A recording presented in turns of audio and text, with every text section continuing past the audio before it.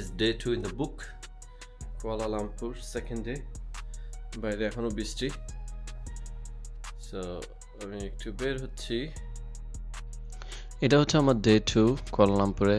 I am so far enjoying and আমার মতন কে কে ফুডের জন্য অনেক ইগারলি ওয়েট করে। আমি গুগল রিভিউ দেখে এখানে একটা রেস্টুরেন্টে আসছি, যেটা নাকি south Indian and Pakistani restaurant. Look at this T man. The best টি। লাইফে কিছু কিছু জিনিস আমার মনে হয় আল্লাহর উপর ছেড়ে দেওয়াই ভালো। আমার এই ট্রিপটা কখনোই হবারই কথা ছিল না। There was lot of things happening in my life.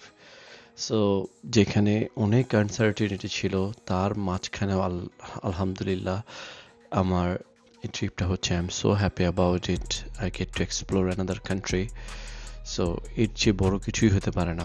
মাঝে মধ্যে অনেক কিছু নিজেদের কন্ট্রোলের বাইরে চলে যায়, সে সময় আমরা ওই জিনিসটাকে হোল্ড না করে মাঝে মধ্যে ডেস্টিনির উপরে ছাড়া উচিত। And always look for the future, like what's comes next. আমি আমার লাইফে এত ডিপ্রেস পয়েন্টে কখনো ছিলাম না যখন আমি এই ট্রিপটা নেওয়ার কিছুদিন আগ পর্যন্ত। সো বাট যখন থেকে আমি এই ট্রিপটা নেওয়া শুরু করি, I started feeling a new person. Exploring new country always give you new perspective of life. So never lose hope. Always look for the things you can cherish. So আজকের দিনের এইটাই plan, just explore Malaysia and enjoy the view.